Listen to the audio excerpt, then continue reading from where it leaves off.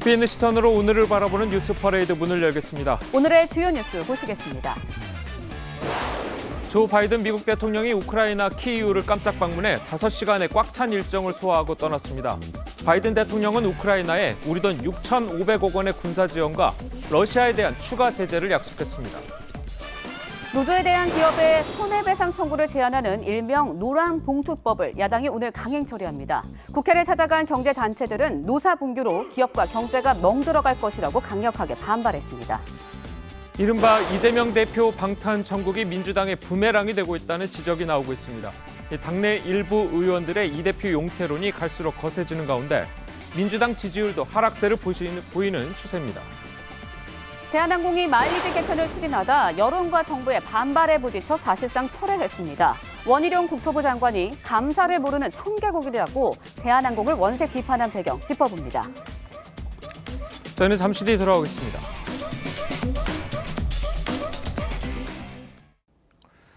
조 바이든 미국 대통령이 우크라이나의 수도 키이우를 깜짝 방문했습니다.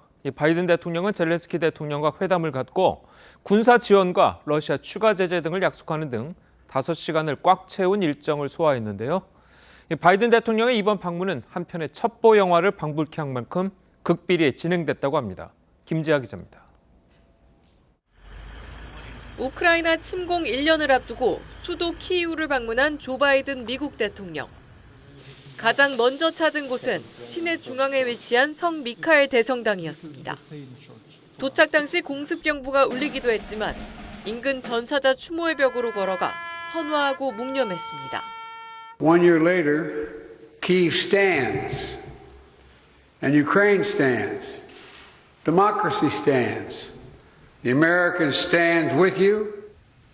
바이든 대통령은 우크라이나에 우리 돈으로 6,500억 원 규모의 군사 원조 계획을 내놓으면서 이번 주 내로 러시아에 대한 추가 제재도 약속했습니다. Так, щоб саме цей рік, 23-й, став роком перемоги. Я хочу підкреслити, ця неспровокована і злочинна російська війна. 바이든 대통령은 마린스키궁 방명록에 자유를 사랑하는 국민들과 연대와 우정을 나누기 위해 온 키이우에서 환영을 받게 돼 영광이라는 글도 남겼습니다. 외신에 따르면 이번 방문은 몇 달에 걸쳐 극비리에 계획됐고 지난 17일 최종 승인된 것으로 전해졌습니다. 또 혹시 모를 충돌을 우려해 출발 몇 시간 전 러시아 측의 일정을 미리 알린 것으로도 전해졌습니다. TV조선 김지아입니다. 노조 불법 파업으로 발생한 손실에 대해 기업이 손해배상 청구를 할 수 없게 하는 내용의 이른바 노란봉투법이 민주당과 정의당의 주도로 국회 상임위를 통과할 전망입니다. 노란봉투법에 반대하는 국민의힘은 항의의 뜻으로 회의에 불참할 것으로 보입니다. 황병준 기자의 보도입니다. 노동조합법 개정안 일명 노란봉투법이 오늘 환노위 전체 회의에 상정됩니다. 환노위 16석 중 9석을 민주당이 차지하고 있어 개정안은 야당 주도로 통과될 전망입니다. 노동권을 보장하고 노사 간 기울어진 운동장을 바로잡는 최소한의 균형추입니다. 오늘 회의에 국민의힘 의원들은 불참할 것으로 보이는데 나흘 전 여야 이견 조정을 위해 열린 안건조정위에서도 민주당은 여당 의원들이 퇴장한 상황에서 개정안 의결을 강행했습니다. 수에 밀린 여당이 법안 통과를 막지 못하는 상황이 지속되자 정부도 비판에 나섰습니다. 일부 노동조합의 불법 행위를 과도하게 보호하게 될 것입니다. 개정안은 전체 회의 통과 후 법사위에 회부될 예정입니다. 다만 국민의힘 김도읍 의원이 법사위원장을 맡고 있어 계류 가능성이 높습니다. 민주당은 법사위 계류 기간 60일이 지나면 개정안을 본회의에 직회부하는 방안을 검토하고 있습니다. TV조선 황병준입니다.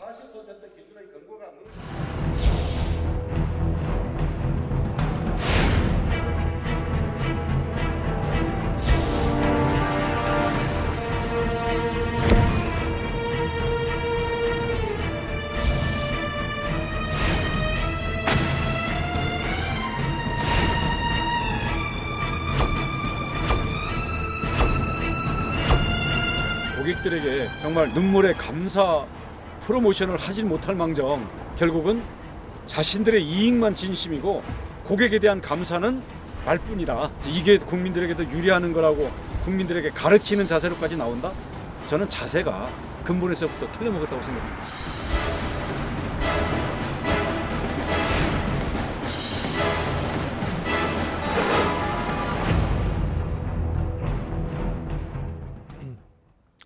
예, 이 보신 것처럼 마일리지 개편안을 두고 소비자들과 정부의 강도 높은 비판이 이어지면서 이 대한항공은 개편안에 대한 전면 재검토에 들어갔습니다. 네, 관련 내용 이인철 참정경제연구소장과 함께 자세히 짚어보도록 하겠습니다. 안녕하세요. 안녕하세요. 자, 이 계속해서 이렇게 여론의 집중을 받고 있고 네. 이런 상황이었는데 대한항공이 마일리지를 도대체 어떻게 개편하려고 했길래 이렇게 되는 겁니까? 딱 정확한 표현이 파리 가려다 인도네시아의 작은 섬 발리도 못 갈 판이다가 정확합니다. 예. 4월 개편안의 핵심은 뭐냐? 단거리 노선의 혜택은 조금 더 늘렸지만 예. 장거리 노선 혜택은 줄였다라는 겁니다. 자, 예를 들어 볼까요? 가장 인기 있는 노선을 꼽으라면 인천 뉴욕항이에요. 예. 이 뉴욕까지 일반석의 경우 현재는 7만 마일리지면 왕복이 가능합니다. 그렇죠. 그런데 4월부터는 네. 9만 마일리지로 2만 마일리지 더 필요하고요. 비즈니스석은 더 심합니다. 현재 12만 5천 마일리지 필요한데 앞으로는 18만 마일리지, 네. 5만 5천 마일이 더 필요하고요. 퍼스트 1등급 이 경우에는 현재는 16만 마일리지 필요한데 무려 27만 마일리지, 11만 마일리지를 더 내야 가능한데 이게 1만 마일리지가 제주도 왕복 무료 항공권 규모예요. 그렇죠. 그러다 보니까 아니 저비용 항공사가 전혀 갈 수 없는 장거리 노선 혜택을 굉장히 줄였다라는 건데요.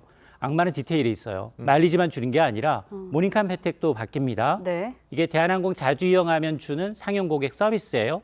그동안은 변경 주기가 2년에서 1년으로 단축돼요. 여기에다가 비행기 탄 실적도 인정이 됐었고 그동안은 신용카드 마일리지 실적까지 그렇죠. 일부 더해줬는데 예. 네. 앞으로는 비행기 탄 거리, 횟수만 인정됩니다. 신용카드는 인정이 되지 않고요. 또 하나, 누적 50만 마일리지 탑승 고객한테는 평생 우대 혜택 서비스를 제공해 왔어요. 예. 앞으로는 많이 타면 매년 기준을 달리하겠다. 아. 그래서 단골 우대 서비스 폭도 상당히 줄였습니다. 네, 국토부 장관 강하게 비판을 할 정도로 마일리지 개편안 굉장히 무리하게 추진을 하고 있거든요. 근데 이렇게 무리하게 추진하는 이유는 아무래도 경영 상황이 악화됐기 때문이겠죠. 자, 두 가지로 나눠서 봅시다. 지난해 대한항공의 이 실적은 사상 최대입니다. 매출이 13조 4천억 원, 1년 전에 비해서 55% 늘었고요. 영업이익은 100% 가까이 늘었어요. 예. 2조 8천억 원입니다. 왜냐? 기내 특히나 제주도 왔다 갔다 하면서 서비스했던 물조차 안 줍니다. 그리고 직원들은 순환보직으로 쉬게 했어요. 네. 거기다가 좌석도 고쳐가지고 화물 운송하다 보니 수익이 너무 많이 늘어났어요. 근데 문제는 마일리지를 못 썼잖아요. 예. 마일리지가 다 부채예요. 아. 이 부채가 2조 원이 넘습니다.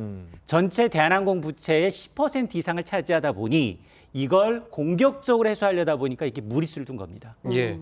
자, 그리고 이제 이번 사태에서 눈길을 끄는 게 이 앞서 저희가 이제 영상으로도 보여드렸지만 원희룡 국토부 장관이 대한항공에 굉장히 강한 어조로 비판을 했다는 점입니다. 근원 이전 청개구리 이렇게 약간 감정적인 어투까지 썼는데 네.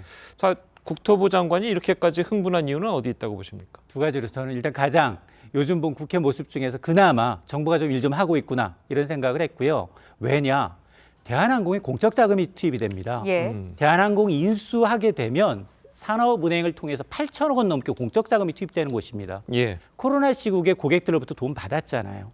그런데도 불구하고 지금 이런 갑질을 하고 있다라는 건데 만에 하나 대한항공이 아시아나하고 합병하게 되면 정말로 국내에서 현대차 아니면 기아차 타십시오예요. 예. 그렇죠. 진짜 초록은 동색이잖아요. 네. 장거리 노선은 저가 항공사는 못 갑니다. 네. 그러니까 그런 상황이다 보니까 두 차례 이제 직격탄을 내리고 있는 상황인데요. 앞서 인터뷰에서 보셨습니다만 1차는 SNS를 통해서 아니 이거는 역대급 실적을 내고도 고객은 뒷전 아닌가? 이 무늬만 이제 고객을 위한다는 거지 이 대폭 마일리지를 삭감시킨 것이다라고 비판을 냈죠. 그러니까 대한항공이 바로 화답합니다. 보너스 좌석 비중 5% 확대하겠습니다. 그리고 성수기에는 특별기까지 띄우겠습니다. 라는 얘기였어요. 예. 그래서 이게 더 화를 돋궜습니다. 네. 야, 그래도 말귀를 못 알아듣네. 그러면서 마일리지 개편안을 국민에게 유리하다라고 가르치는 자세, 그 자세가 더 문제다라고 지적을 하고 있는데요. 자, 그러다 보니까 이 대한항공이 드디어 꼬리를 내리면서 이제 전면 개편을 이제 하겠다라고 이제 밝히고 있습니다. 네, 예. 물론 이제 기업이 잘못한 게 있으면 정부가 바로 잡아야 하는 것도 있지만 일각에서는 정부가 너무 지나치게 개입하는 거 아니냐 이런 지적도 있거든요. 오죽했으면 승무원 내부에 고발이 나왔어요. 특히 세 가지를 지적하고 있습니다. 첫 번째 뭐냐? 중거리 일반석 고객한테 서비스되는 330리터짜리 생수 그게 아까워서 네. 1.5리터짜리 생수 들고 다니다가 고객이 원하면 컵에다 따라줘라. 아니 그냥 생수통을 거기다 옆에 놓으면 되는 거 아니겠어요? 우픈 얘기고. 두 번째는 뭐냐? 코로나 시국에 기내식 양도 줄고 서비스도 줄었어요. 하물며 승무원들이 먹는 기내식이 부족하니까 승무원 걸 고객한테 내줬다는 겁니다. 네. 세 번째는 뭐냐면 비즈니스상 고객들한테는 파우치를 제공해요. 파우치 단가 떨어뜨리기 위해서 수준을 떨어뜨렸다는 겁니다. 자, 이런 사실이 알아지니까 이걸 같이 경험했던 소비자들, 네티즌들 공감을 빠르게 형성하면서 이 글이 이제 급속도로 확산이 되고 있습니다. 예. 네. 자, 그러면 이게 앞으로 이제 말씀하신 것처럼 이제 아시아나와 이제 M&A가 이제 예. 완료가 되면 이게 완전 우리나라 이제 독과점이 되는 건데 그럼 이게 더욱 심각해지지 않겠습니까? 맞습니다. 사실은 코로나 시국 핑계로 각종 서비스 없앴는데도 은근슬쩍 이제 넘어가려고 예. 그리고 4월 앞두고서 어쨌든 요 위기만 모면하려고 했었거든요. 대한항공은 뭐가 기억나세요? 땅콩, 네. 물컵, 비명소리 아니에요? 한마디만 할게요. 국민에 의해서, 국민을 위한, 국민의 기업으로 이제 거듭나지 않으면 코리아라는 국적이라는 말을 빼야 돼요. 네. 그리고 인수합병이 자기네들 부채를 줄이는 방식이 아니라 공적 자금이 투입된 만큼 적어도 앞으로 이제 마일리지 좀 공제 방식이라는 게 뭐 공제율, 적립률 당연히 조정해야 되겠죠. 그리고 이 마일리지를 구성하고 있는 보너스 좌석 당연히 늘려야 되는데 지금까지 대외비라고 공개도 하지 않고 있거든요. 예. 정말로 고객을 위해서 다가서지 않은 이상 굉장히 어려워진다. 물론 내부적으로 이 마일리지 개편한 대한항공 직원은 승진했을 수 있겠지만 고객들한테는 굉장히 덤터기로 들어오는 것은 꼭 막아야 합니다. 네. 알겠습니다. 그럼 앞으로 그 보시기에는 네. 이 마일리지가 어떤 식으로 개편이 돼야지 이 국민들에게 가장 좀 이로울 것이라고 생각을 하십니까? 사실은 그동안도 일방적으로 했어요. 이게 지금 지역 단위에서 거리 단위로 바뀌게 되면 당연히 이제 단거리 노선의 경우에는 혜택이 좀 늘어나겠지만 예. 이걸 뭐라고 얘기하고 있느냐? 단거리 노선에 이제 충족시키는 마일리지 누적 고객은 3%가 채 안 된다. 근데 어불성설인 게 지금 성수기에도 보너스 마일리지 구하기 1년 전부터 대기 웨이팅을 걸어도 못 잡아요. 그러니까 5% 비중이 안 될 때가 많다는 겁니다. 그걸 철저하게 공개함으로 해서 소비자의 선택권을 늘려줘야 돼요. 네. 그러면서 뭐라고 얘기하고 있느냐? 지금 뭐 호텔도 이용할 수 있고요. 마일리지로 책도 살 수 있습니다. 단가가 달라요. 마일리지 1마일리지로 책 살 때는 7원이에요. 이걸 마일리지로 1등석 항공권을 사면 90원이 넘습니다. 10배가 차이 나게 하면서 소비자들한테 이걸 이제 다른 네. 식으로 전용하도록 하는 건 잘못된 거거든요. 기준, 스탠다드를 좀 마련할 필요가 있습니다. 해외 같은 그 비행사들은 보통 이제 어떤 식으로 운영을 합니까? 해외에는 이렇게 독점적으로 한 기업한테 장거리 노선을 몰아주는 데가 없습니다. 거의. 앞서 우리 이제 노동일 교수가 출연하기 전에 자녀들은 미국에서 거주하는데 상당히 많은 혜택을 받고 있다라고 얘기를 하더라고요. 예. 그건 뭐냐? 굉장히 많은 다양한 이제 다국적 항공사들이 같이 이제 경쟁을 하다 보니까 여러 항공사가 경쟁을 하다 보면 고객 서비스는 좋아져요. 그렇죠. 네. 근데 지금 우리는 단 2개였었는데 2개가 합쳐지는 거잖아요. 예. 앞서 제가 현대 기아차 중에서 차 사셔야 됩니다라고 하면 초록은 동색이어서 합병하고 난 다음에 혜택이 더 줄어들 수밖에 없는 구조거든요. 아마 공정거래위원회가 이 문제는 2019년부터 제기가 됐거든요. 예. 3년 가까이 침묵했어요. 그러다가 지금 문제가 되니까 다시 들여다보겠다라는 건데 합병할 때 반드시 이 부분을 정말 이제 꼼꼼히 지적하고 제도 개선을 요구를 해야 합니다. 네. 지금 EU에서 그 아시아나랑 대한항공 합병에 대해서 심사를 하고 있지 않습니까? 자, 이게 잘 안 될 수도 있다는 이야기도 나오는데 그거 보시기에 좀 어떻습니까? 맞습니다. 사실은 이렇게 다국적 항공사가 합병을 통해서 몸집을 키우게 되면 그쪽에 있는 같은 업종에 있는 이 항공사들이 네. 영향을 받습니다. 그렇죠. 그렇게 되면 EU뿐 아니라 미국, 일본, 중국 모두 다 이제 독과점 승인을 받아야 하거든요. 그렇죠. 근데 아마 조건부 승인이 나올 수는 있어요. 조건부로 이제 이럴 경우에는 어떻게 하겠느냐? 유럽에 있는 이제 승객들이 네. 이제 꼭 이 항공사를 이용하게 될 경우 받아야 될 어떤 불이익들 같은 것이 있을 수 있거든요. 지금처럼 그렇죠. 그런 경우에 대해서 이제 단서를 달아서 아마 우리 공정에도 비슷하게 저는 조건부 승인을 내놓을 항공도 굉장히 많고, 왜냐하면 사실 항공사가 다 경영 상태가 좋은 게 아니기 때문에 네. 글로벌적으로 인수합병이 굉장히 흔합니다. 그래서 아마 대한항공이 전 세계 한 10위권 내 항공사이어서 네. 반드시 독과점 승인을 받아야 되는 건 맞지만 그럼에도 불구하고 뭐 합병을 반대한다. 이거는 자국도 좀 손해예요. 그러다 보니까 승인은 나겠지만 조건부 승인이 날 가능성을 저는 조심스럽게 예상을 합니다. 예, 네. 알겠습니다. 자, 오늘 소장님 말씀 여기까지 듣겠습니다. 잘 들었습니다. 고맙습니다. 브라질 상파울루에 하루 600mm 이상의 폭우가 내려서 홍수와 산사태가 발생했습니다. 상파울루 지역의 역대 하루 최다 강수치로 최소 36명이 숨지고 수십 명이 실종돼 사망자는 더 늘어날 것으로 보입니다. 이다솜 기자의 보도입니다. 산사태가 발생한 브라질 상세바스티앙의 한 마을입니다. 쏟아져 내린 토사와 나무에 파괴된 주택들은 형체를 알아보기 어렵습니다. 구조대원들은 톱으로 나무를 자르며 매몰자를 수색합니다. 현지 시간 19일 브라질 상파울루 지역에서 하루 만에 600mm가 넘는 폭우가 쏟아졌습니다. 상파울루 지역 역대 하루 강수량 최다치 수준으로 홍수와 산사태가 발생하며 최소 36명이 숨졌습니다. É uma coisa sem explicação, é muito rápido. Ou você corre, ou você morre. Não dá para carregar nada, né? Só a sua vida. Então, que é o principal, né? 정확한 실종자 수는 집계조차 하지 못하고 있는 만큼 인명피해는 더 커질 것으로 보입니다. 이번 폭우로 800명 이상이 집을 잃은 것으로 추정되는 가운데 브라질 대통령은 상세바스티앙을 비롯한 피해 지역 4곳에 비상사태를 선포했습니다. Nem ela nos pregar surpresa, nem a gente também desafiá-la. Por isso eu queria que você pensasse lugar seguro para que a gente pudesse começar a reconstruir a moradia. 상세바스티앙 등 피해를 입은 지역에서 진행 중이던 브라질 최대 축제인 카니발 행사는 취소됐습니다. TV조선 이다솜입니다. 네, 민주당 이재명 대표의 체포동의안에 대한 국회 표결, 운명의 날이 6일 앞으로 다가왔습니다. 일주일이 채 남지 않은 동안 이 대표의 일정과 과제는 무엇인지 정리해 보도록 하겠습니다. 네, 먼저 이 대표의 당내 일정을 살펴보겠습니다. 오늘 오전에는 경제위기 대응센터 출범식과 전국 여성위원회 발대식 등 예정된 일정에 참석을 합니다. 오후에는 의원총회를 열어서 자신의 체포동의안 처리에 관한 의원들의 의견을 들을 예정인데요. 여기서 이 대표는 직접 체포동의안 부결의 당위성을 비공개 발언으로 강조하는 방안도 검토하고 있습니다. 또 내일과 모레는 최고위원회의와 전국 정당위원회 발대식에 참석을 하게 됩니다. 그리고 오는 금요일인 24일 법무부가 국회에 접수한 체포동의안이 본회의에 보고가 됩니다. 표결은 여야 합의에 따라서 다음 주 월요일인 27일 진행될 예정입니다. 남은 6일 동안 이 대표는 우선 구속영장 청구의 부당함을 강조하는 여론전에 매진할 것으로 보입니다. 영장 청구를 윤석열 정부의 정치적 탄압으로 규정하고 지지자들을 규합하는 데 주력하는 모습인데요. 현재로선 큰 이변이 없는 한 169석의 민주당이 체포동의안 부결을 밀어붙일 거란 관측이 큰 상황입니다. 하지만 당내 반발 기류도 심상치 않아서 이 대표로서는 당내 의원들과 접촉면을 넓힐 필요가 있습니다.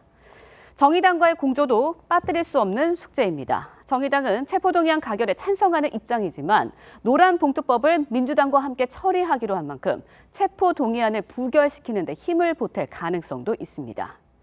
또 이 대표와 민주당은 김건희 여사 특검법을 추진하면서 체포동의안 출구 전략으로 삼는 모양새입니다. 이 대표의 이 같은 행보에도 불구하고 당내 상황이 유리하게 전개되지는 않는 분위기인데요. 왜 그런 건지 정민진 기자의 기사 보시고 이야기 이어가겠습니다.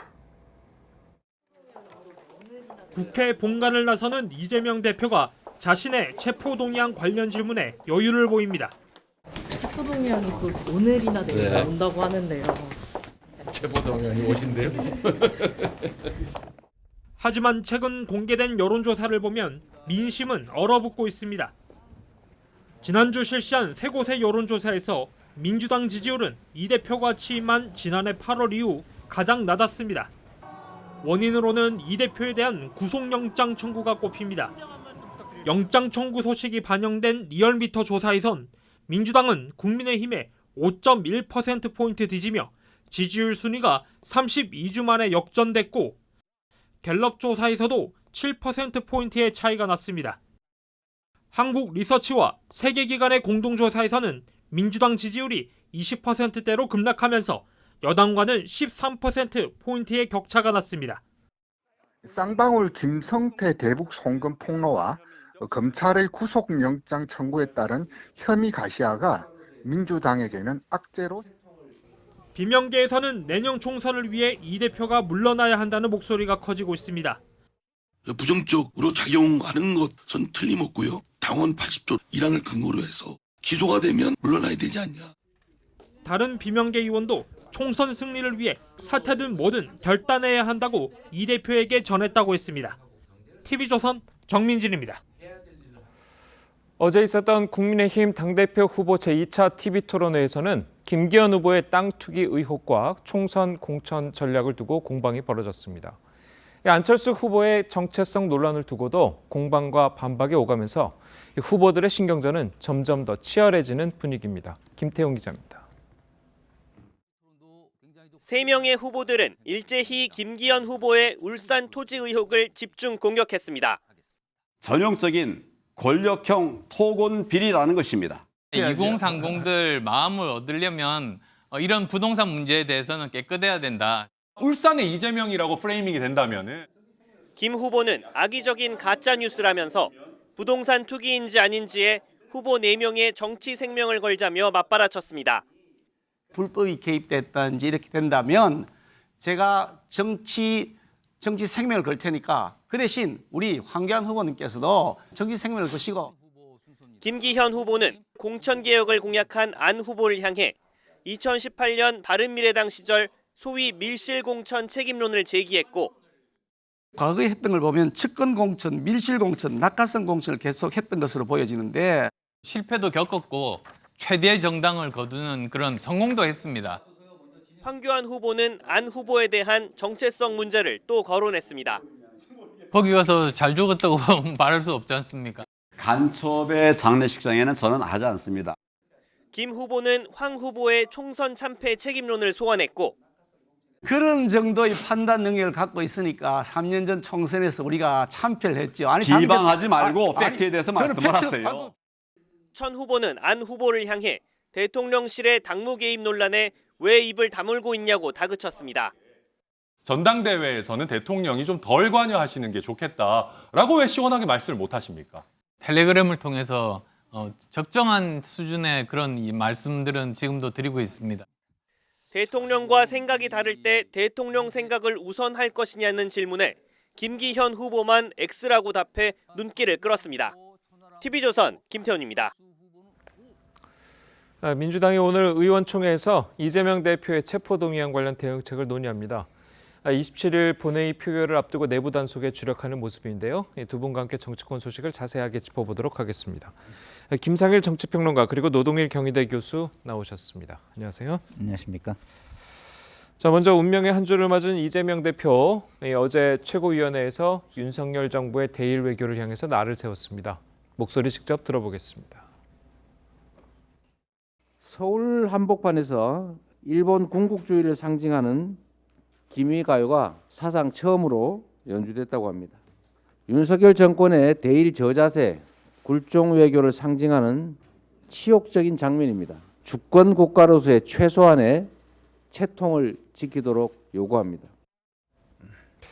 자, 이재명 대표가 이제 서울 한복판에서 일본 군국주의를 상징하는 기미가요가 처음으로 연주됐다라고 이제 이야기를 하는데, 사실 기미가요 같은 경우에는 뭐 군국주의를 상징하기도 하지만 일본의 국가이기도 하고, 그리고 이제 일본의 국가이다 보니까 뭐 올림픽이라든지 이런 데서 일본이 금메달을 따면 기미가요가 연주되기도 했었고, 자, 이게 좀 약간 팩트에 맞지는 않은데 어쨌든 이재명 대표가 말하는 뜻은 뭐 다른 데 있겠죠? 네, 뭐 그 의도야 충분히 알 수 있는데요. 뭐 그런 얘기 이전에 먼저 조금 팩트를 얘기하죠. 일부 언론에서 서울 한복판에서 기미가요가 연주됐다, 이걸 그대로 지금 받아 얘기하는 거 아니겠습니까? 예. 근데 이 말을 처음 듣는 사람들 또 내용을 모르는 분들은 무슨 광화문 광장에서 서울시청 광장에서 무슨 기미가요를 연주했나? 라고 할 텐데 그렇지 않겠습니까? 근데 그게 아니고 일본 대사관에서 서울 시내 호텔을 빌려가지고 천황 생일, 일왕 생일에 그 리셉션을 하는데 거기서 연주됐다는 겁니다. 예. 그러니까 우리나라 외국에서 우리나라가 외국 행사를 할 때 애국가를 연주하나 같은 거죠.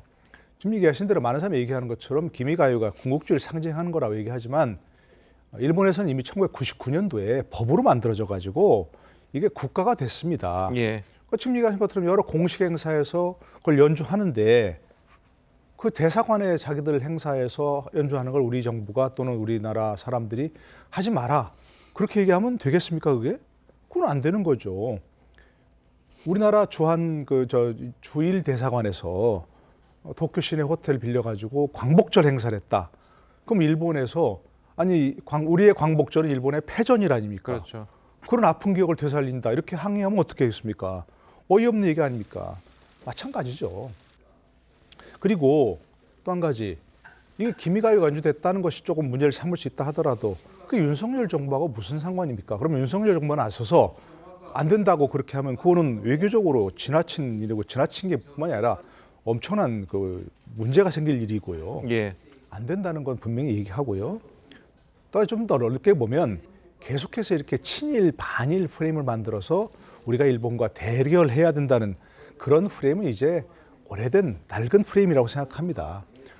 일본이 우리를 점령하고 뭐 했던 그 군국주의 시대는 이미 오래전에 지나갔지 않습니까?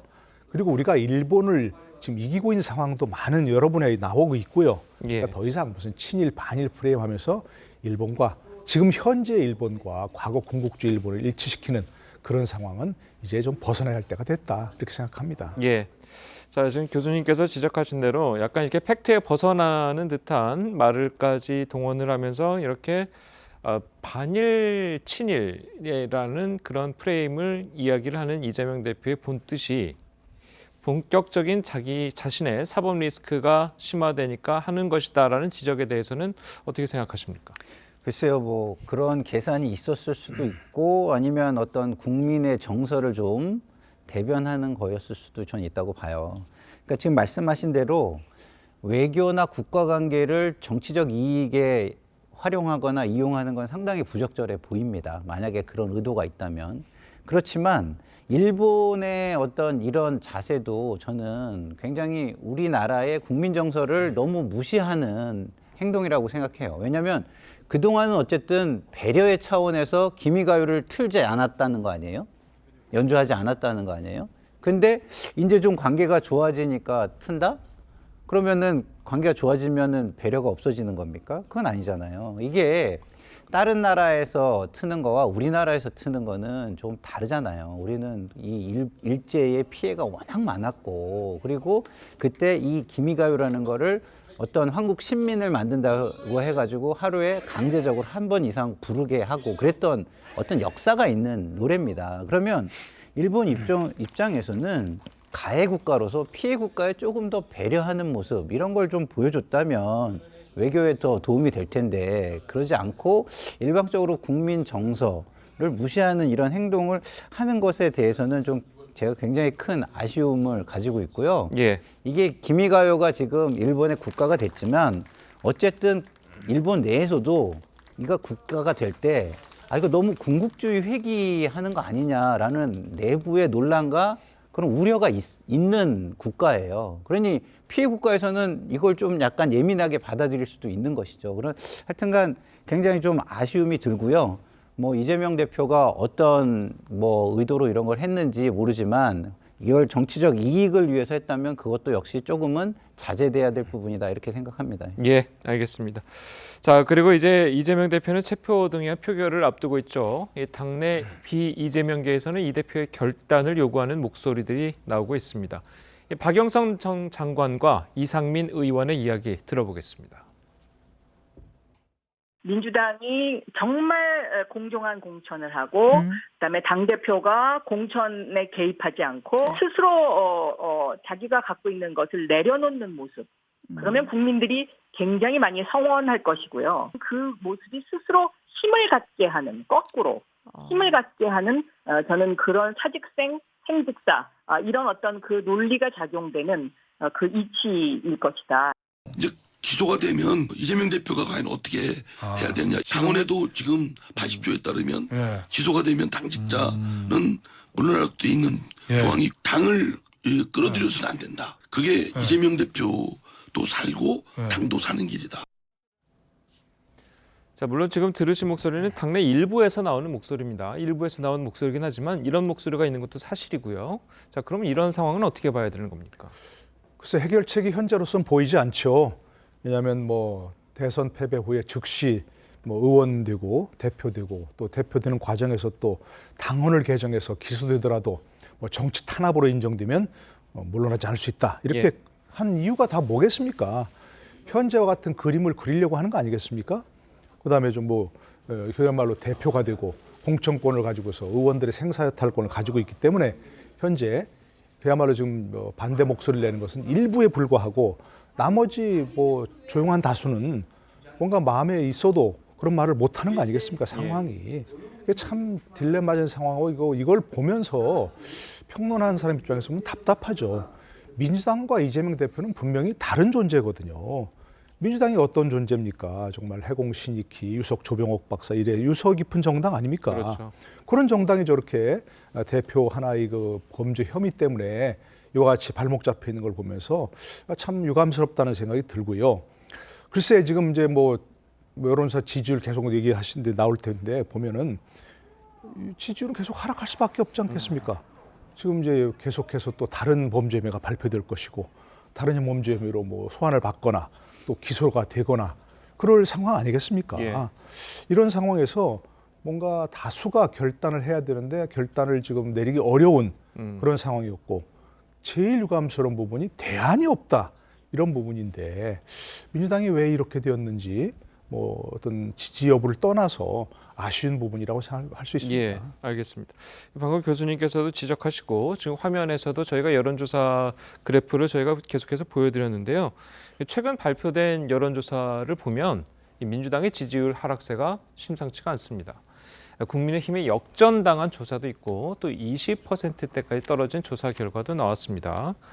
자, 이게 바로 이 대표의 사법 리스크 때문이다. 이렇게 분석하시는 분들이 많거든요. 기본적으로는 그 영향이 상당히 크다고 봐야죠. 왜냐하면 민주당이 지금 민생 이슈를 어떻게 좀 세팅을 해보려고 어젠다 세팅을 해보려고 굉장한 노력을 하는데 그것이 하나도 안 먹히잖아요. 그러면은 그것이 안 먹히면 그걸 대체하는 블랙홀처럼 빨아들이는 무언가가 있다는 건데 그것이 지금 이재명 당대표와 관련된 수사 검찰의 어떤 수사가 모든 이슈를 빨아들이는 건 사실이죠. 그렇기 때문에 지금 지지율이 그거와 연동돼서 영향을 받고 있다라고 보는 것이 맞는 추정인 것 같고요. 그리고 기본적으로 이게 공공 부분은요. 이게 좋은 선례들이 과거에 있었어요. 왜냐하면 뭔가 이렇게 논란이 있으면 그 지위를 이용해서 그 논란에 영향을 주면 안 되니까 전부 다 그 직위나 보직은 내려놨거든요. 그러니까 뭐 해고나 그 직을 파는 것까지는 안 갔지만 영향을 줄 수 있는 자리는 내려와서 이런 것들을 했던 좋은 선례들이 있는데 그런 좋은 선례 내지는 상식적인 선례들이 많이 깨져나가는 부분에 대해서 그거를 국민들이 이러면은 우리가 무엇을 보고 앞으로 행동의 기준을 삼아야 되나 이렇게 생각한다면 그 좋은 영향을 끼치지는 못하는 거는 맞겠다 이런 생각이 들어서 가장 크게 지금 영향을 주고 있는 거는 맞는 것 같아요. 그리고 더더군다나 지금 현 정부가 국민들이 볼 때 그렇게 호감도가 높은 정부는 저는 아니라고 보거든요. 그리고 하고 있는 것도 너무 거칠고 그러기 때문에 걱정과 우려도 상당히 많아요. 그러면 그거에 대안이 될 수 있어야 되는데 대안을 제시하는 것들이 하나도 국민에게 전달이 되고 있지 않는 상황이다. 이런 측면을 좀 봐야 될 것 같습니다. 알겠습니다. 아까 이제 교수님께서는 당대표 한 명이 오래된 역사의 민주당을 좀 망가뜨리는 것 아니냐라고 이제 지적을 해주셨는데 오늘 이제 의원총회가 있단 말이에요. 그래서 체포동의안에 대한 의원들이 이제 의견을 모으는 자리인데 만약에 이걸 부결시키겠다고 당론으로 정한다면 이건 역시 민주당의 좀 흠결이 될 수도 있다라는 또 지적이 나오고 있는 것도 사실이거든요. 그러니까 체포동의안을 뭐 투표를 해서 뭐 가결시키고 부결시키고 이거는 의원들 개개인이 판단한 문제입니다. 그런데 이걸 만약 당론으로 부결시킨다 이렇게 해버리면 그건 의원들 개개인 판단이 아니고 민주당 전체의 판단이 돼버리는 것이거든요. 그렇기 때문에 민주당 더 한 번 그런 굉장히 어려운 상황으로 가는 그런 길이기 때문에 뭐 그렇게 하지 않을 거라고 생각이 됩니다. 예. 그렇게 하지 않을 거라고 생각이 되고요. 이재명 대표 결단을 자꾸 촉구하는 분들이 많이 있지만 아까 말씀드린 대로 이재명 대표 개인은 그럴 상황이 좀 아니고 그렇지 않을 겁니다. 그런데 당 차원에서 이걸 체포동의안을 가결시키는 방법도 있습니다. 왜냐하면 체포동의안이라고 해서 말이 그렇지만 바로 체포되는 게 아니지 않습니까? 구속 심사를 받는 거 아닙니까? 구속 여부를. 그러니까 지금 이재명 대표의 생각이 뭡니까? 말하는 게 뭡니까? 조작 수사라면서요. 아무 잘못이 없는데 뭐 먼지를 만들어서 묻히고 있다는 거 아니겠습니까? 그걸 왜 당당하게 법원 앞에 가 소명하지 못하죠? 소명할 수 있다고 생각합니다. 지금 얘기한 것처럼. 죄 자체도 그렇고. 그리고 저는 개인적으로는 이재명 대표든 누구든 전혀 구별 없이 계속해서 불구속 수사, 불구속 재판이 원칙이라고 얘기를 해왔거든요. 예. 그래서 저는 검찰이 충분히 증거가 있다면 그냥 불구속 기소하면 된다고 생각합니다. 그런 점을 역설하면 되잖아요. 그리고 본인도 얘기했다시피 내가 도망을 가겠느냐. 뭐 증거 인멸을 검찰이 이미 다 찾았다는데 인멸할 증거가 있겠느냐. 이런 점을 역설하면 법정에 나중에 이제 재판에 가서 뭐 유죄 무죄는 변론으로 하고 나중 얘기다 하더라도 구속을 안 되는 수도 있지 않겠는가? 그런 생각이 들거든요. 당당하게 그렇게 하면 참 좋을 것 같은데 당 차원에서 뭐 개인적 판단으로 통해서 가결시키는 방법도 있고 또 뭐 3월 임시국회 그런 걸 무리해서 열지 않는 것도 한 방법이라고 생각합니다. 그런 해결 방법이 있는데 그걸 택할 가능성은 거의 없어서 그 점도 좀 유감스럽다 생각이 듭니다. 알겠습니다. 자, 그리고 이제 이재명 대표가 이제 어제 국회 앞에서 열렸던 노란봉투법 농성장을 찾았잖아요. 네, 네. 자, 그리고 이제 민주당과 정의당은 오늘 이제 한노위에서 노란봉투법을 이제 통과시키려고 하고 있습니다. 네. 자, 이렇게 되면은 정의당이 이 노란봉투법 관련해서 민주당과 협의를 했기 때문에 협치라고 해야 될까요? 협치를 했기 때문에 국회 그 표결안이라든지 체포동의안 표결이라든지 김건희 여사 특검법이라든지 여기에 정의당이 함께할 가능성이 있습니까? 어떻습니까? 저는 개인적으로는 있을 수 있다고 봅니다. 왜냐하면 그 정의당한테는 노란봉투법이라는 게 굉장히 중요한 법안이고 굉장히 상징적인 법안이거든요. 자신들의 정체성과 관련된. 그렇기 때문에 너무나 중요한 법안이라서 다른 어떤 법안과 협상할 수 있는 충분한 여지가 있을 거라고 저는 생각하고요. 단 이런 생각이 듭니다. 그 모든 것들이 그러면은 결국에 가장 중요한 건 국민의 지지를 끌어올리는 건데 국민의 지지 중에서도 어느 정도의 지지냐면 총선에 의석을 차지할 수 있는 그리고 어떤 그 공식적인 자리를 그 획득할 수 있는 그 정도의 지지가 되느냐가 굉장히 중요한 건데 그 정도까지를 시뮬레이션을 하고 접근을 하는지는 제가 잘 모르겠어요. 왜냐하면 노란봉투법이라는 것이 일리는 있거든요, 이게. 왜냐하면 지금 일방적으로 사용자와 피사용자의 관계가 굉장히 비대칭적인 관계가 돼 있는 상황에서 사용자를 위한 좀 보호를 할 수 있는 법안이 강화돼야 되는 건 맞아요. 그러면 이것이 일방적으로 강화를 시켜가지고 그럼 또 이것이 뭐 불법적으로 내지는 과도하게 경제를 억누르게 될 가능성이 없느냐. 이걸 충분히 공론의 장에서 공청회를 통해서 따져보고 했느냐. 이것이 저는 중요하다고 보거든요. 왜냐하면 그렇지 않고 역효과가 날 때는 정의당에게 굉장히 마이너스가 될 거란 말이죠. 그래서 그런 부분을 조금 더 캠페인화하고 공론화한 다음에 좀 추진하면 좋겠다라는 게 저는 정의당을 바라보는 제 시각이고요. 민주당은 그런 측면에서는 더 책임감이 클 수밖에 없죠. 왜냐하면 집권이 다음에 가능할 수도 있는 세력이잖아요. 그래서 좀 더 중도층에게 합리적인 방식으로 접근해야지 이거를 너무 이해타산, 주고받기 식으로 접근을 하면 그 역시도 또 뭐 부메랑이 작은 성취는 이룰 수 있지만 큰 전쟁에서는 질 수도 있어서 잘 생각해보고 접근하는 게 좋겠다는 생각이 듭니다. 예, 알겠습니다. 자, 저희 다음으로 국민의힘 전당대회 관련 소식 짚어보도록 하겠습니다. 어제 열린 당대표 후보들의 두 번째 TV 토론회에서는 김기현 후보의 땅 투기 의혹을 두고 다른 후보들의 공세가 이어졌습니다. 관련 영상 먼저 보시겠습니다. 국민에게 있어서 부동산 문제는 영린이거든요. 이걸 건드리면 안 됩니다. 그럼 우리가 내년 총선에서 지게 됩니다. 이런 부동산 문제에 대해서는 깨끗해야 된다. 울산의 이재명이 아니냐라는 얘기까지 지금 나오고 있는데요. 지금 이런 꽃을 들 남자 울산의 이재명 이런 이미지로 우리 당을 이끌어가지고 총선 승리 과연 가능하겠습니까? 투기 의혹에 대해서 여러 차례 해명을 하셨죠. 만약에 그 해명하신 것에 거짓이 있으면 후보 사퇴 약속하시겠습니까? 명확하게 말씀드리는데 불법이 개입됐다든지 이렇게 된다면 제가 정치 생명을 걸 테니까 우리 황교안 후보님께서도 그것이 가짜뉴스인 것이 확인되면 정치 생명을 거시고 맹지였던 김 후보의 땅이 금싸라기 땅으로 변하는 것입니다. 그래서 권력형 토건 비리라고 말하고 있는 것입니다. 그런 정도의 판단 능력을 갖고 있으니까 3년 전 총선에서 우리가 참패를 했죠. 자, 뭐 서로 정치 생명까지 걸고 뭐 굉장한 신경전이 벌어졌는데 좀 어떻게 보십니까? 이런 땅 투기 의혹에 대해서는? 뭐 경선도 선거니까 선거에서처럼 보통 이제 뭐 자신의 장점을 어필하는 뭐 그것뿐만이 아니고 상대의 단점을 부각시키는 것도 분명히 필요하죠. 예. 그러나 저런 거는 정말로 땅 투기 의혹 누구 어떤 점 얘기한 것처럼 국민들의 영리인데 저걸 저렇게 얘기해도 잘 되는지 잘 모르겠고요. 저도 보도를 봤는데 정확한 사실이 무엇인지 잘 모르겠더라고요. 예. 일부에서는 지금 얘기한 것처럼 20년 전에 산 땅이 거의 그야말로 얼마인데로 헐값으로 샀는데 KTX가 그 지역을 지나면서 금싸라기 땅이 되었다 얘기하는 보도 얘기도 있고, 또 일부에서는 예를 들어서 그 KTX가 그 옆으로 지나는 게 아니라 땅 밑으로 터널로 지나기 때문에 오히려 땅값이 이렇게 오를 이유가 없다 이렇게 얘기하고 있고, 예. 또 그 KTX 노선은 송초로 시장 때 확정됐다 이런 얘기도 있고, 그래서 뭔지 잘 모르겠어요. 일부 얘기처럼 당 지금 선관위에서 조사를 해서 밝히기도 어려운 그런 상황이고 선관위가 권한도 없다는 거 아니겠습니까? 그렇다고 수사를 의뢰할 수 있는 상황도 아닌 것 같고, 이건 뭔가 좀 이렇게 공방만 벌이지 말고 저는 조금 언론에 기대하면 어떨까 싶어요.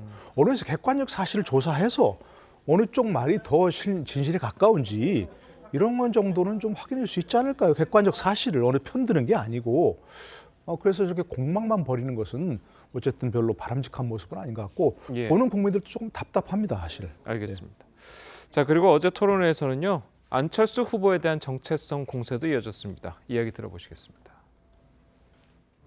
간첩 신용복에 대해서 칭송하신 것에 대해서 논란이 일자 조문 가서 너 잘 죽었다고 이렇게 말할 수 없지 않았냐 이렇게 얘기를 하셨어요. 거기 가서 잘 죽었다고 말할 수 없지 않습니까? 예, 간첩의 장례식장에는 저는 하지 않습니다. 앞으로도 그런 점 좀 유념하시면 좋겠습니다. 우리 천안 후보는 우리나라에 간첩이 없다고 생각하는 것인지, 아니면 그런 간첩이 없다고 생각하시는 우리 당 대표가 되는 것이 적합한 것인지 의견을 여쭤봅니다. 여전히 간첩이 있고 활동하고 있다라고 생각합니다. 다만 저는 이런 식의 질문은 좀 우리 당대표 토론에 적절하지 않은 것 같습니다. 제 입을 빌려가지고 안철수 후보님을 공격하고 싶으신 모양이신데 굳이 이렇게까지 해야 되겠습니까? 답변 시간 제가 드렸습니다. 예, 직접 말씀하시는 게 맞는 것 같고. 제가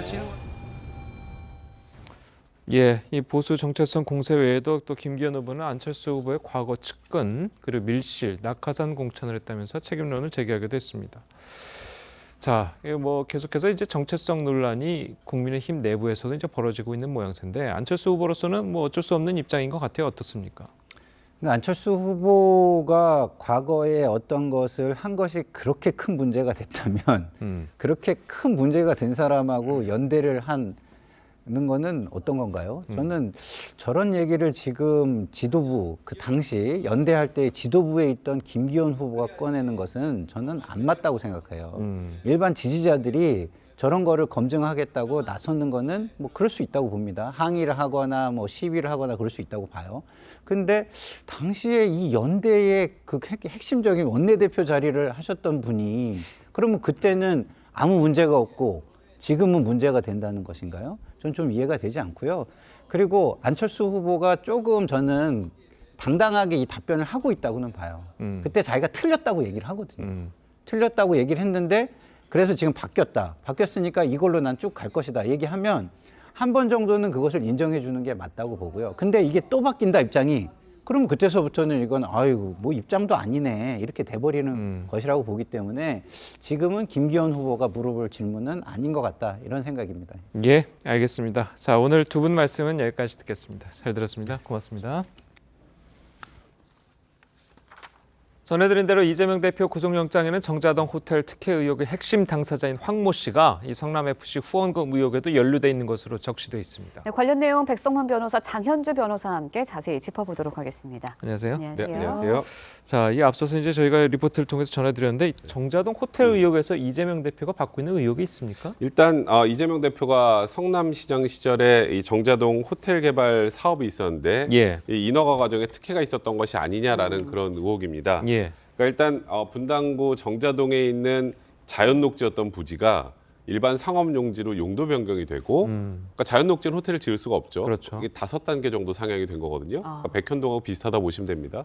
여기에 이제 호텔이 들어서게 되는데 이 부지 인허가 과정에서 무언가 특혜를 제공하고 대가를 지급받거나 한 것이 아니냐라는 의혹을 시민단체가 이제 고발을 해서 지금 수사가 진행되고 있는 그런 상황입니다. 예. 네, 그런데 이제 정자동 호텔 의혹과 호텔 특혜 의혹과 성남FC 후원금 의혹에 황모 씨가 등장을 합니다. 이재명 대표와 황모 씨는 어떤 관계인 건가요? 일단 알려진 바로는 이재명 대표의 측근인 정진상 실장의 친구로 알려져 있습니다. 예. 근데 말씀 주신 것처럼 이 황모 씨가 두 군데 등장을 하는데요. 정자동 호텔 특혜 의혹과 그리고 성남 FC 건 그 두 군데 모두 다 등장을 합니다. 정자동 호텔 특혜 의혹과 관련해서는 황 씨가 직접 그 호텔이 필요하다는 용역 보고서를 작성했는데 그 후에도 사실상 그 호텔을 실제로 개발하고 소유주가 아닌가라는 것, 그렇기 때문에 특혜를 받은 거 아니냐라는 의혹에 휘말려 있고요. 나아가서 2014년에 차병원 측에다가 성남FC에 33억을 후원하다 이렇게 요구했던 사람도 지금 황모 씨로 드러나서 일단 검찰 입장에서는 의심의 눈초리를 거두지 않고 있습니다. 자, 그렇다면 이게 황모 씨가 후원금을 받아내는데 약간 브로커 역할을 하면서 본인의 이득으로 정자동 그 사업 부지를 받았다. 뭐 이런 게 봐도 되는 거겠습니까? 그러니까 지금 일단은 아직은 의혹 단계니까 제가 뭐 정확하게 말씀드리긴 어렵습니다만 예. 여기서 가장 이상한 부분은 예. 2013년에 이 지금 정자동 호텔 부지가 성남시 소유였어요. 그러면 이 토지를 어떻게 활용하는 게 좋겠느냐라고 해서 이제 컨설팅 같은 거를 받죠. 예. 이 부지를 호텔로 활용하는 게 좋겠습니다라고 제안한 사람이 황모 씨입니다. 그런데 그 이후에 2015년에 이 호텔 사업권을 딴 사람도 황모 씨예요. 네. 좀 이상하죠.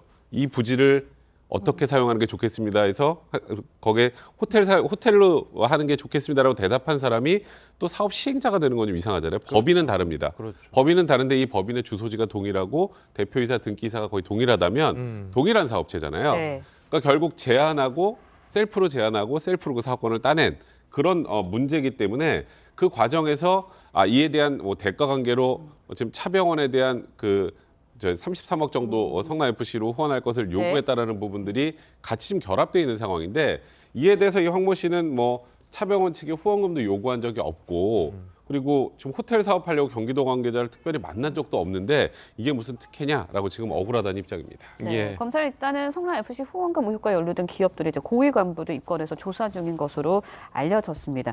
그런데 이재명 대표 구속영장에 후원금 명목으로 133억 원 뇌물을 가는 것으로 적시가 되어 있거든요. 어떤 걸 조사하게 되는 겁니까?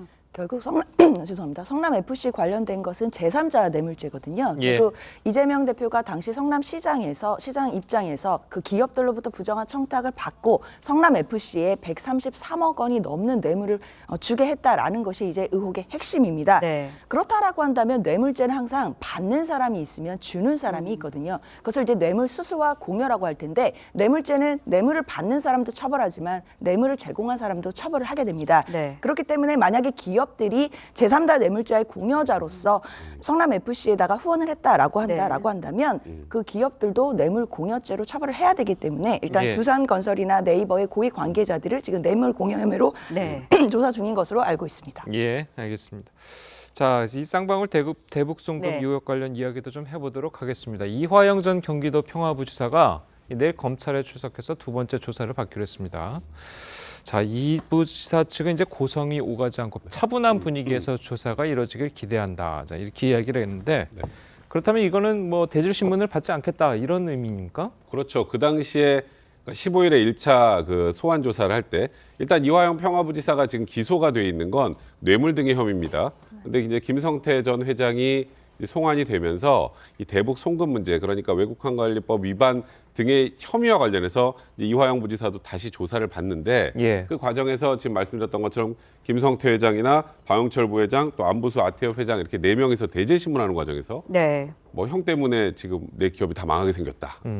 뭐 지금 내 관련자들 전부 다 감옥 가지 않았냐 이렇게 항의도 했다고 하고, 또 이화영 평화부지사와 20-30년 동안 알고 지내던 사이였는데 갑자기 형동생한 사이에서 김성태 회장님이라는 호칭을 쓰고 여기에 대한 배신감을 많이 느꼈다라고 하면서 굉장히 고성이 많이 오갔다고 합니다. 또 이화영 평화부지사는 지금 대북 송금과 관련해서는 본인은 전혀 모르고 전혀 관여한 바 없다라고 한 것에 대해서 이제 김성태 회장 측에서는 이에 대해서 적극적으로 항의하는 그런 상황에서 고성이 오갔다고 지금 얘기가 나오고 있는 상황이기 때문에 뭐 지금 고성이 오가면서 언쟁 벌이고 싶지 않다라는 취지 얘기를 한 것은 지금 말씀하셨던 것처럼 추후에 다시 더 대질 신문 받고 싶지 않다라는 내용도 이 안에 내포된 것이 아닌가. 그리고 저번 대질 조사 과정에 대한 항의의 의미도 좀 포함되어 있는 것이 아닌가 싶습니다. 네, 말씀해 주셨던 것처럼 이화영 전 부지사 쌍방울의 대북 송금을 몰랐다라면서 관련 의혹을 전면 부인하고 있는 상황입니다. 만약에 이 전 부지사가 추가로 기소가 되게 되면 자신의 책임을 좀 덜기 위해서 입장을 바꿀 수도 있다라는 전망도 있는데 어떻게 보시나요? 일단 이화영 전 부지사가 지금 핵심 키맨이 된 것만은 분명해 보입니다. 지금까지로서는 대북에 송금한 부분과 관련해서 본인이 전혀 몰랐다라는 입장을 고수하고 있기 때문에요. 앞으로 만약에 외국환거래법 위반으로 기소가 되게 된다면 과연 진술을 바꾸게 될지 여부에 대해서도 좀 주목이 되고 있지만 일단 지금 현재 단계에서는 대질 조사에서도 계속해서 입장을 고수하고 있기 때문에 진술을 바꿀 가능성이 높지는 않다라는 분석이 더 많은 것으로 보입니다.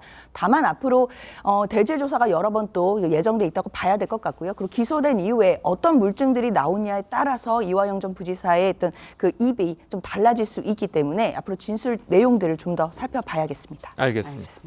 자, 오늘 두 분 변호사님 말씀은 여기까지 듣겠습니다. 잘 들었습니다. 고맙습니다.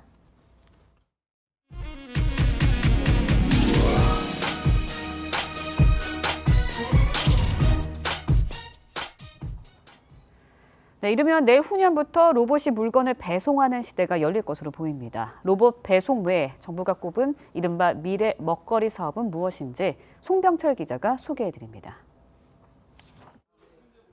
스타트업이 개발한 배달 로봇입니다. 평지 주행에다 계단을 오르는 기술도 갖췄습니다. 정부는 로봇 배송을 2026년부터 상용화한다는 계획입니다. 자유롭게 이렇게 실험도 하고 해서 이런 것들이 이제 앞으로 우리한테 굉장히 필요할 거거든요. 택배를 매달고 비행하는 드론입니다. 2027년부터 드론 배송이 상용화될 예정인데 도심 소형 물류센터를 만들어 주문이 들어오면 30분에서 1시간 내에 배송한다는 계획입니다. 올해 하반기엔 드론 택시도 시험 비행에 돌입합니다. 미래형 모빌리티, 스마트 물류 등 다양한 프로젝트들을 본격 추진하기 위한 2023년 추진 계획을 마련하여 여기에다 정부는 신성장 전략으로 누리호 3차 발사와 달 착륙선 연구, 완전 자율주행 상용화, 소형 모듈 원전 개발 등을 꼽았습니다. 또 인공지능의 일상화를 위해 한국형 챗 GPT도 개발하는데 표절과 개인정보 유출 등 부작용을 줄이는 법적 장치도 준비 중입니다. 저작권의 어떤 침해를 받았다 그러면 우리 사회가 저작권을 이렇게 좀 보상해주는 뭐 그런 식의 제도로 가야 되는 게 아닌가. 이런 과제들은 윤석열 정부의 첫 예산안인 2024년에 대거 반영돼 힘이 실릴 전망입니다. TV조선 송병철입니다.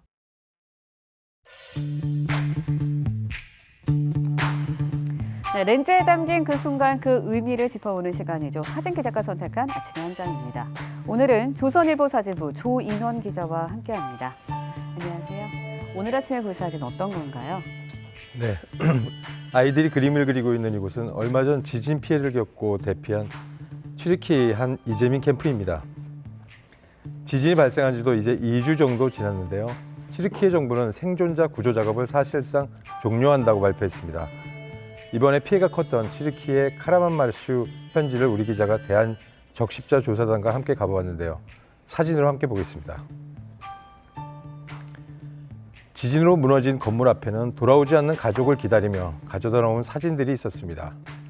하루아침에 집과 건물이 사라진 이 도시에도 이재민들을 위한 임시 숙소가 설치되었습니다. 점심시간을 맞아 많은 이재민들이 구호품을 받기 위해 길게 줄을 서기도 했는데요. 이재민들은 무엇보다 마시고 씻어야 할 물이 가장 필요하다면서 물 부족을 가장 걱정하고 있었습니다. 네, 그런데 이재민들도 정신적인 충격이 컸을 것 같습니다. 어떤 대책이 있을까요? 예. 그래서 이재민 캠프에는 아이들을 위한 그림 그리기나 율동을 통한 심리 치유 프로그램이 있었습니다. 어린이들은 하루빨리 집으로 돌아가고 싶다며 꽃과 나무가 그려진 예쁜 집을 그리기도 했습니다. 대한적십자사는 이번 지진 피해 구호 활동을 위해 긴급 구호품 1000세트와 담요 10,000개를 전달했고 대국민 모금 캠페인도 실시할 예정입니다. 네, 6.25 전쟁 때 많은 군인들을 파병했던 트리키예를 위해서 우리도 이제 도와야 할 때인 것 같습니다. 지금까지 아침의 한 장이었습니다. 네, 옷차림 든든하게 하셔야겠습니다. 현재 서울 기온 영하 5.3도를 보이고 있고요. 찬바람이 불면서 체감온도는 영하 8.3도까지 곤두박질 쳤습니다. 그 밖의 지역도 대전 영하 4.9도, 대구 영하 2.7도 등으로 전국적으로 영하권 추위가 나타나고 있으니까요. 나오실 때는 보온에 각별히 신경 쓰시는 것이 좋겠습니다. 오늘 전국 맑은 가운데 대기질도 깨끗하겠고요. 낮 한때 경북 동해안에만 비나 눈이 조금 내리겠습니다. 한편 내륙 지역은 대기가 점점 건조해지고 있습니다. 서울과 경기, 강원 영동에는 건조주의보가 내려져 있는데요. 화재 예방에 신경 써주시기 바랍니다. 오늘 낮 최고 기온은 서울 4도, 대전 5도, 대구 7도 등으로 예년 기온을 2도에서 5도가량 밑돌겠습니다. 오늘 오후까지 제주와 전남 해안에는 바람이 강하게 불겠습니다. 시설물 관리와 안전사고에 유의하시기 바랍니다. 이번 반짝 추위는 내일 낮부터 누그러지겠고요. 당분간 예년보다 온화한 날씨가 이어지겠습니다. 날씨였습니다. 화요일 아침 뉴스 퍼레이드는 여기서 마치겠습니다. 네, 저희는 내일 아침 7시 30분에 다시 찾아뵙겠습니다. 시청해주신 여러분 고맙습니다.